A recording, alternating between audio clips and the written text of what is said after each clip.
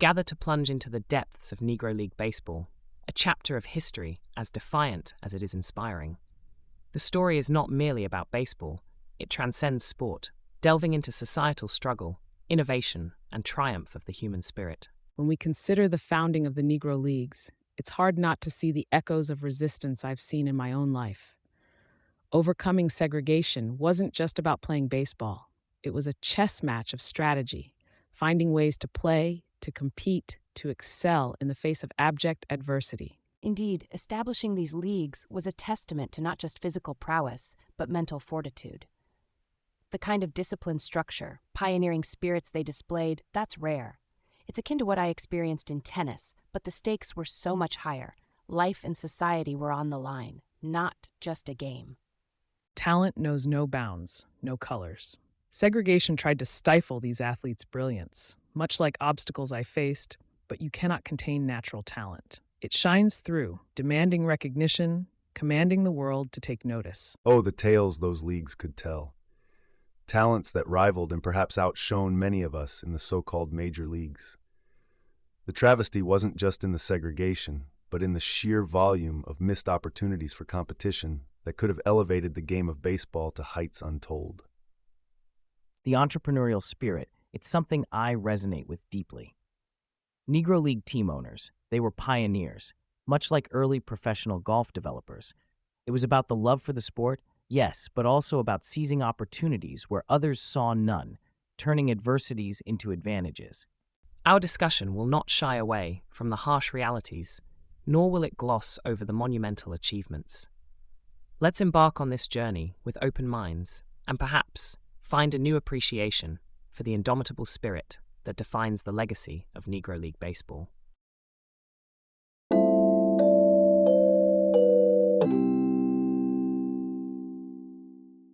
We're diving straight into the origins and evolution of the Negro Leagues, a history marked by resilience and innovation.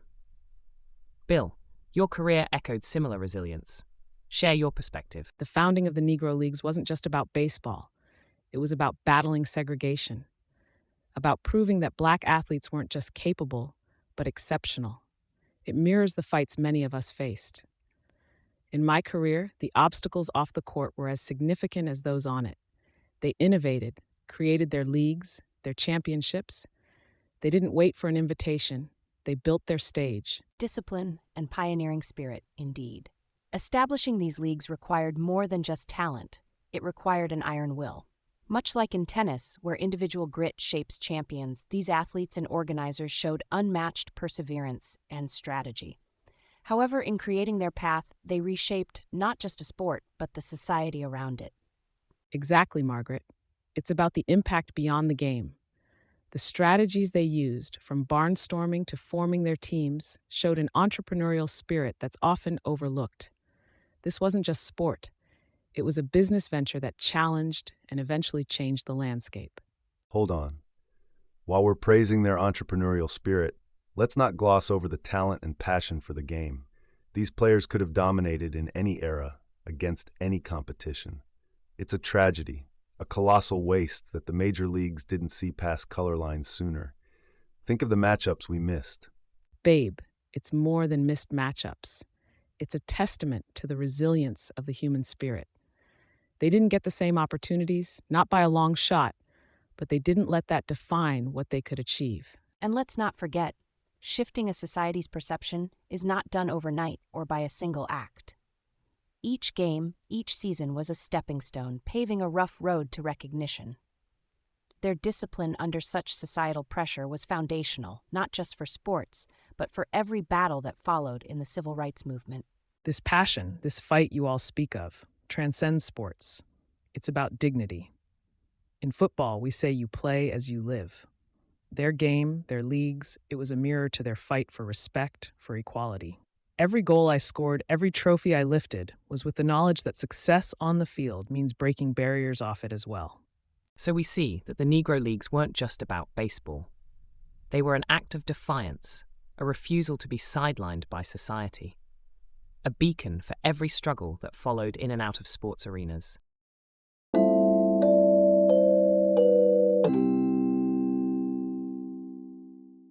We turn our focus to the impact of segregation on talent development and recognition within the Negro Leagues. It's an issue that transcends baseball, touching every sport represented here. Bill, your opening thoughts. Segregation didn't just stymie talent. It was like trying to play with a hand tied behind your back. In basketball, my career was about breaking barriers, but what those players faced was a brick wall that they had to climb over without any ropes. It was innovation born from necessity, the same way we had to innovate on the court to win 11 championships. Now hold on, Bill. I respect what you're saying, but you've got to remember, in my day, baseball was baseball. It's a shame we never got to compete against those guys, but talent is talent. I hit 714 home runs without facing Negro League pitchers. Could have been more, who knows? Or less, I guess, though I doubt it. Talent is universal, but opportunity is not. In football, I was fortunate to shine on the world stage, yet many from the Negro Leagues never had that global recognition, despite having world-class talent. It's like having a masterpiece that nobody gets to see because the gallery is locked. Well, in tennis, we talk about the surface you play on changing the game: grass, clay, hard court. Segregation was like forcing some players to always play uphill on a surface designed to trip them up, yet they still managed to serve aces. It's about the boldness to face those challenges head on. Exactly, Margaret. It's about making do with what you have, making the court your own regardless of the incline. Despite segregation, the Negro Leagues produced players who were not just good but legendary. They rewrote the book on baseball without having access to the main library. But let's not get carried away. I'm all for praising these players, but the competition level... Babe, with all due respect, competition isn't just about who you play against. It's about overcoming every hurdle on your path. What the Negro League players did was show that excellence doesn't await permission. They made their league, and their stars shone as brightly as any. It reminds me of golf. We faced our share of exclusion. But breaking those barriers, it requires more than just skill. It demands resilience. The Negro Leagues, they had an abundance of that. They created their own tournaments, their own World Series. They didn't wait for an invite. This discussion highlights a poignant fact. The Negro Leagues were a testament to human spirit and resilience in the face of systemic barriers. The talent was undeniable, but more profound was their unyielding pursuit of excellence and recognition, despite segregation's heavy chains. And let's not forget, those chains didn't just magically fall away one day. Players had to fight every game, every inning for their rightful place in history. Just as we fought on the courts and fields for recognition, for respect. Indeed, the fight continues in many respects. This look back serves not only as a tribute, but as a reminder of the road traveled and the journey ahead.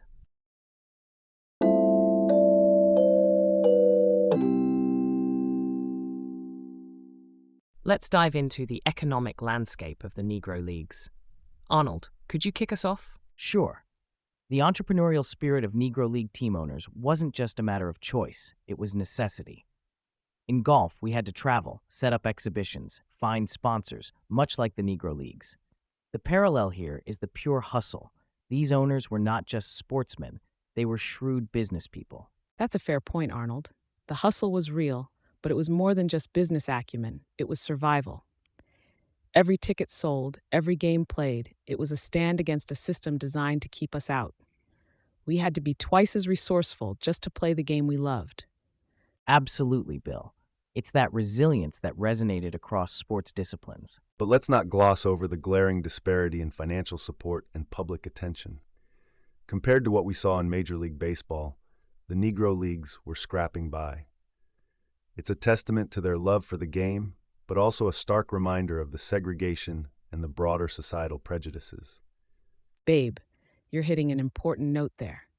It wasn't just about playing ball, it was about proving worth, about demonstrating that on the field, talent knows no color. The economics were skewed against us, but we turned every ballpark into a battleground for equality. And it's that very struggle, that entrepreneurial grind, and the resulting camaraderie that became the heart of the Negro Leagues. It fostered a unique loyalty among fans and players alike, something truly special. There's a complexity to the economic landscape, clearly. Each of you brings a unique perspective, enlightening us on how sports can mirror the larger societal challenges, but also provide a stage for overcoming those very challenges.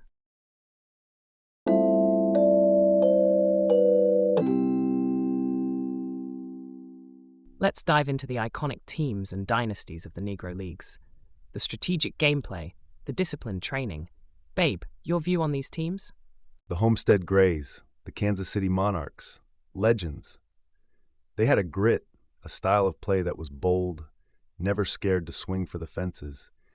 Just like when I pointed to center field and called my shot in the '32 World Series, those guys played with a determination that said they knew they were the best.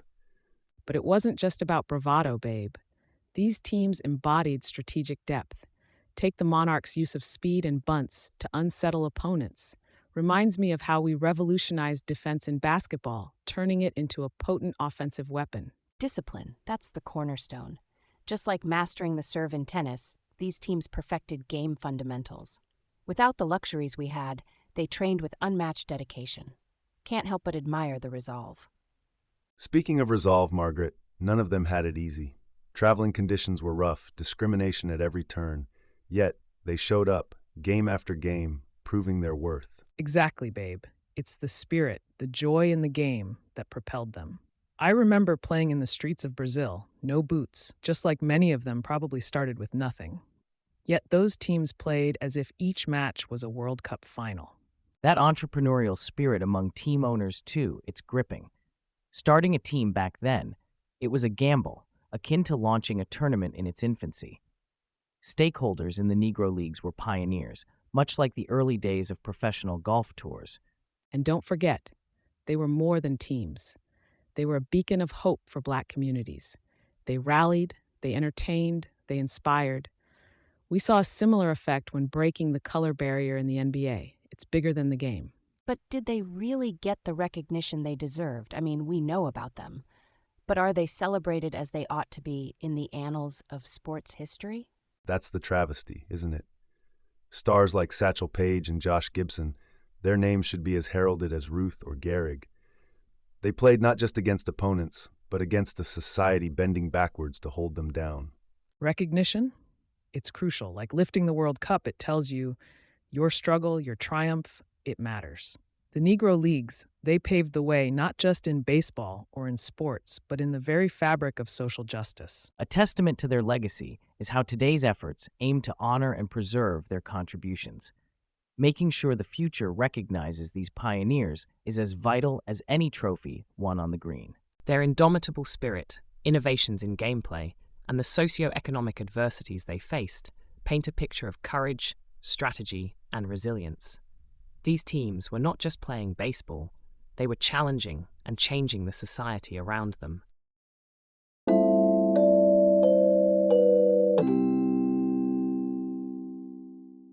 Let's dive into the heart of what makes sports history captivating, the unforgettable milestones and moments of Negro League Baseball. The floor is open. Every athlete lives for the moment they transcend the ordinary. In soccer, it's about the goal that seemed impossible. Negro League players, they mastered the impossible regularly, didn't they?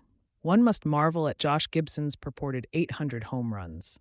I championed on fields across the world, but Gibson, he championed against adversity itself. Ah, Gibson. They called him the Black Babe Ruth, or should I say I was the White Josh Gibson. But let's not gloss over the fact the man never got his shot in the majors. It's a ding against the sport, not the man. Nonetheless, records or not, his legend's as solid as one of my homers. You two speak of legends and individual feats, but what about the collective resilience of these teams? The leagues were about more than just records. They were about breaking barriers and setting the stage for the likes of Jackie Robinson and myself. It's about context, the struggle, which in my view adds depth to every milestone they achieved. Context, sure, but also about the raw talent that thrived despite every obstacle. Look at Cool Papa Bell, fast enough to turn off the light and be in bed before the room got dark. It's this kind of extraordinary ability that reminds us talent doesn't ask permission to excel, it just does. While we talk accomplishments, let's not forget the physiological marvel these athletes were. Playing back-to-back games, day in and day out, often in brutal conditions, yet their performance, spectacular. It speaks volumes about their physical and mental endurance. What today's athletes owe to these pioneers' groundbreaking work on conditioning can't be overstated. Indeed, Margaret. It's that very endurance that reflects the beautiful game of soccer as well. Playing 90 minutes with no timeouts demands resilience. These athletes laid the groundwork, showing us that limits are meant to be pushed in sport and in life. Pushing limits, sure, but also the sheer joy of playing the game. The unforgettable moment isn't always about breaking records or barriers. Sometimes it's simply playing the game you love despite everything telling you no. That was the essence of the Negro Leagues. They played with joy amidst injustice. The joy amidst injustice, babe, that's potent. But let's not romanticize struggle too much. The legacy we embrace must be a call to action to prevent history's dark chapters from repeating. The Negro Leagues were a lesson in excellence under fire, but also a stark reminder of opportunities denied. Opportunities denied, yet still they reshaped the game. Their tactics, the speed, the style, it was transformative. For golf, adapting and innovating under constraints has always been part of the game. But these players, they didn't just adapt. They rewrote the playbook under constraints none of us can fully understand. An enlightening discussion, shedding light on the milestones of the Negro Leagues, not just as historical footnotes, but as inspirational beacons. Their legacy, resilient and multifaceted, challenges us to acknowledge both the excellence achieved and the injustices faced. Let's carry forward this acknowledgement as we transition to our next segment.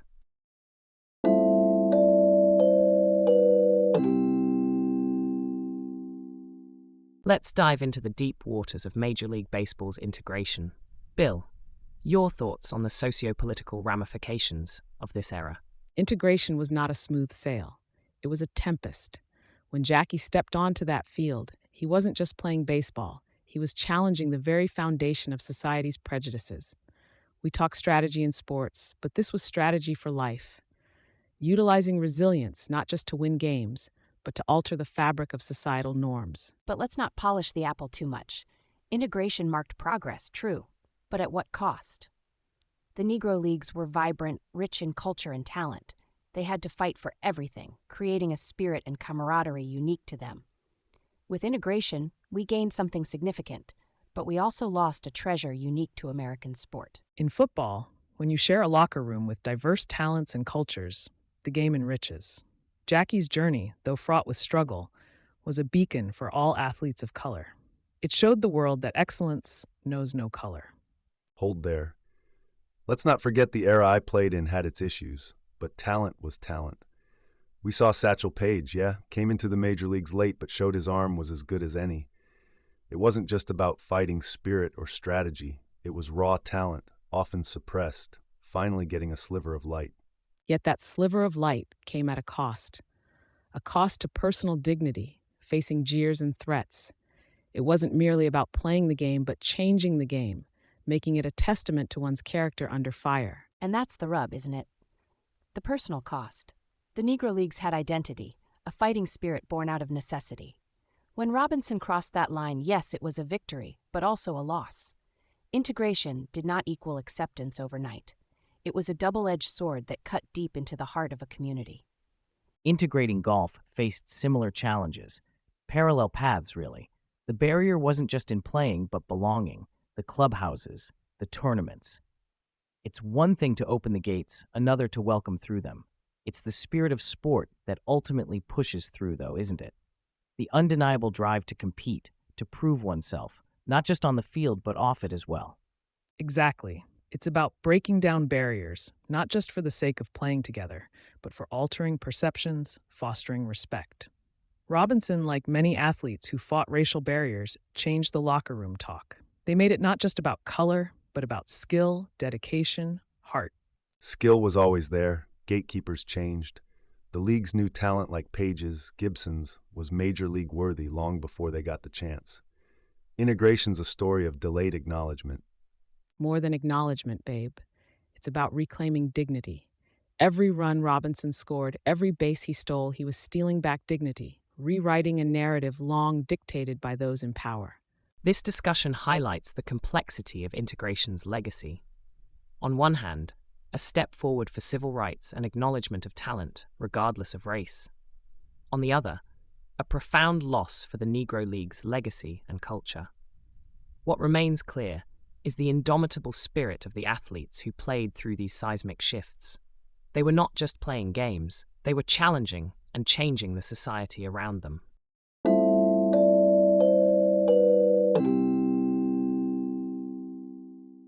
Let's pivot to something that stirs a bit more fervor among us: the recognition of the legends of the Negro Leagues after their prime, often posthumously, in the halls of fame. Thoughts? Ah, the Hall of Fame, the shrine of baseball. But it's a bittersweet topic, ain't it? We've seen legends, true titans of the Negro Leagues, wait decades for their due. It's like hitting a home run, but not being able to round the bases till the lights are half out. It's more than recognition. It's about rectifying the wrongs of history. These players were not just athletes. They were pioneers battling on two fronts, on the field and against segregation. Their induction into the Hall of Fame is a testament to overcoming adversity, something that resonates beyond baseball. In soccer, recognition comes from the joy you bring on the field, the moments that are etched in the hearts of the fans. The Hall of Fame is important, yes, but the true legacy of these players is in the way they inspired generations to dream big, to fight harder.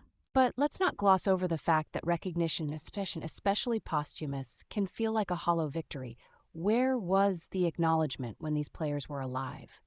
When it could have made a difference in their lives, in their careers? It's a reflection of society, unfortunately. In golf, we've seen similar stories, but honoring these athletes, even posthumously, brings their stories to the forefront, educates the new generation. It's about ensuring their legacies aren't just a footnote in sports history, but a chapter that continues to inspire. Inspiration's fine and dandy, Arnold, but think of the matches never played, the showdowns between legends across leagues that fans were robbed of. The what-ifs are as tantalizing as they are tragic. Tragic indeed. But let's not dwell on what could have been. Instead, let's focus on ensuring the injustices that led to these what-ifs are never repeated.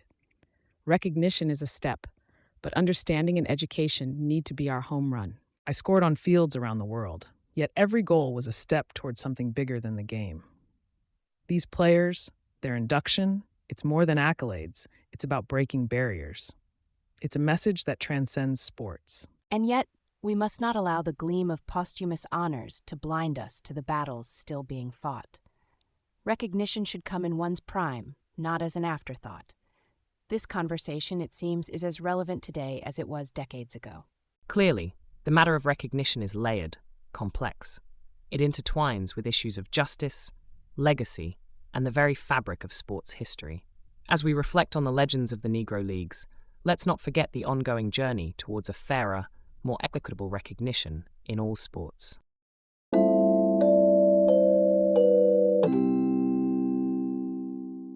Let's dive into the heart of a powerful conversation: how the Negro Leagues intersected with, influenced, and drove momentum in the broader realm of the civil rights movement.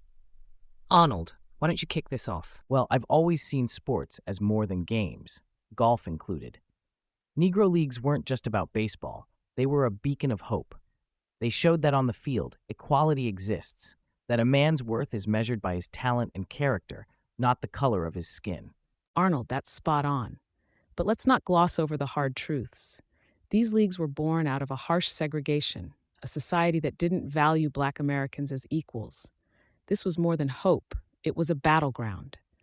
Jackie Robinson wasn't just a ball player. He was a symbol of that fight, carrying the weight of his race every time he stepped on the field.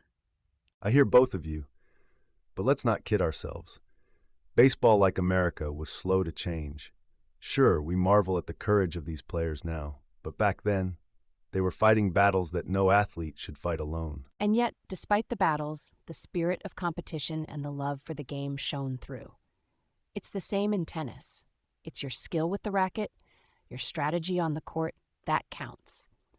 The Negro Leagues demonstrated that under the most trying circumstances.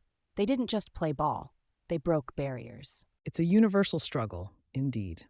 In soccer, talent knows no color. I've seen firsthand how sports can bridge divides, foster understanding. The Negro Leagues, much like football in Brazil, were about fighting for dignity, about proving that excellence cannot be contained or defined by segregation.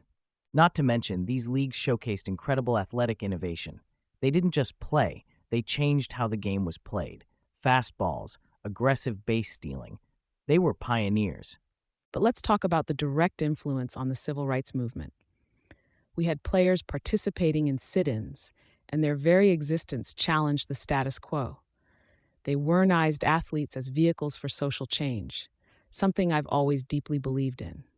I won't argue with that. Their very play was protest. Every home run, every strikeout against a white team was a statement. We are here. We are equal. Insightful, babe, but let's not romanticize the struggle too much. This was a painful, arduous path. Recognition, respect, these came at too high a cost. Exactly, Margaret. We celebrate now, but each victory was forged in relentless adversity. Their triumphs are a testament to resilience, to the irrepressible human spirit. It seems, then, that the Negro Leagues not only advanced baseball, but were instrumental in advancing the conversation on equality and justice in America. Their legacy, rooted in both their talent and their tenacity, continues to inspire not just athletes, but all who champion social progress.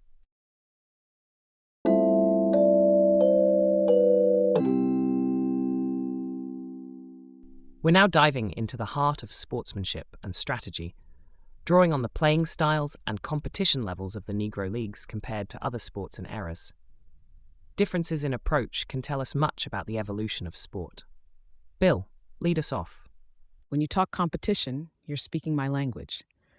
But it wasn't just about athletic prowess in the Negro Leagues. It was about outsmarting a society that sidelined you. They had to innovate, not just in play, but in the very structure of the game. Their strategic depth was profound. The quick plays, the stealing strategies, it was like they were playing chess on the diamond. Let's not idealize, though. Every sport evolves strategies based on the restrictions of their times. Sure, they were innovative, but so were we in tennis.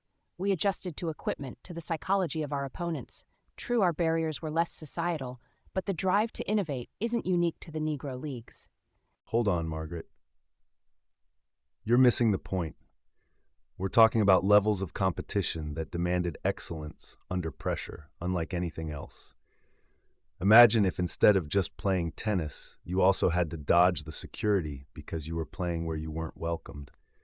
The Negro Leagues had players whose natural gifts would have revolutionized Major League Baseball sooner had they been given the chance. I faced some of the best pitchers, but I often wonder how I'd fare against Satchel Paige in his prime. In football, we say the beautiful game because it brings out the beauty in struggle, in overcoming. The Negro Leagues did this. They made art out of adversity. Their playing style? It was poetry in motion, much like football. The fluidity, the grace, and the unexpected strategies they employed are mirrored in the way a footballer finds his way through a wall of defenders. You're romanticizing the thing a bit, Pelé. Sports fundamentally are about triumph and failure. But what's captivating about the Negro Leagues wasn't just their style or strategy, it was the sheer determination to play, to compete, to exist proudly. In golf, we value the quiet moments before the strike. In Negro League Baseball, every moment was electric, charged with the need to prove themselves, to claim their space. Listen, innovation wasn't an option, it was a requirement. They weren't just playing baseball, they were playing against every societal limit, every prejudiced belief. Just like in basketball, adapting on the fly, the no-look pass, the fast break, these are responses to the game's flow. Negro Leagues players live that adaptation in real time, every game. Exactly, Bill. And about competing under pressure, no MLB crowd roaring was quite like knowing every game could be marred by violence or worse. Yet they played. They excelled. Now imagine pitting that determination, that skill, and that nerve against any of the Major League's best. It's a fantasy matchup I'd give anything to see. But don't you see? This isn't about fantasy matchups.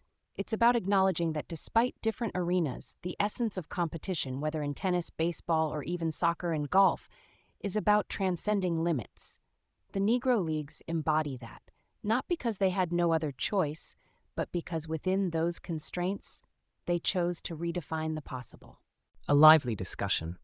It's clear that examining the technical aspects and competitive spirit of the Negro Leagues not only highlights their unique contributions to sports, but also reflects broader themes of innovation and resilience in the face of adversity.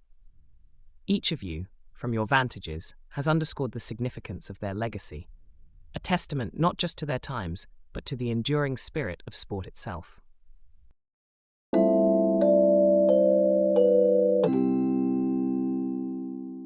We're delving into the legacy and memory of the Negro Leagues today. The significance these leagues hold transcends mere memories. Thoughts, Pelé? The Negro Leagues, much like football in Brazil, were about more than just the sport. They reflected a struggle, an art. Every dribble I made on the pitch, I saw as a brushstroke on a canvas. These players, they painted their own masterpiece under constraints we can scarcely imagine. That's a poetic way to put it, Pelé, but let's not gloss over the sheer athleticism and ingenuity these players had to embody. In the NBA, adapting on the fly was key. A crossover, a strategic defensive placement. It's akin to standing at the plate, knowing you're not just battling the pitcher, but a whole society betting against you. And let's talk about those pitchers for a second. Satchel Paige could have outpitched any of us in the majors. The Negro Leagues fostered a competitive fire due to the adversity they faced. Modern baseball, heck, modern sports owe a lot to that competitive fire. Indeed, babe. The spirit of competition, of pushing beyond what's considered possible, that's the heart of any sport. Golf, baseball, doesn't matter. The Negro Leagues exemplified this, creating legends in the process. Their legacy? It's a triumph of the human spirit against the odds. Triumph, yes, but at what cost? Today's athletes stand on the shoulders of those giants, benefiting from paths they forged with blood, sweat, and tears. Yet, we risk sanitizing their struggle when we memorialize them without acknowledging the full extent of their fight. Their legacy isn't just in the records they set, but in the societal changes they spurred. Margaret makes a valid point. Recognizing them isn't enough. We must continue their fight. In football, as in all sports, breaking barriers was just the beginning. Their courage, their resilience, it's a standard we must uphold. And it's not just about upholding standards, but raising them. Each generation inspired by the past needs to strive for more equality, more recognition, more opportunities. That's the true homage to the Negro Leagues. You're not wrong, Bill, but let's not forget the sheer joy and entertainment these leagues brought to fans. In a time of segregation and hardship, they provided a much-needed escape. That's part of their legacy, too, the ability to bring joy amidst adversity. A legacy of joy, courage, and breaking barriers. Their memory serves not as a static monument, but as a beacon, guiding future generations towards greater inclusivity and understanding in sports and beyond. Clearly, the Negro Leagues' impact is far-reaching, challenging us to reflect on progress made and the journey ahead. Their legacy, fiercely debated and deeply revered, continues to inspire and provoke.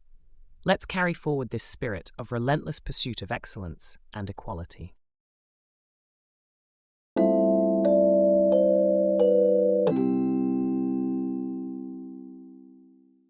As we draw close to the end of our discussion, let's delve into the legacy and ongoing remembrance of the Negro Leagues.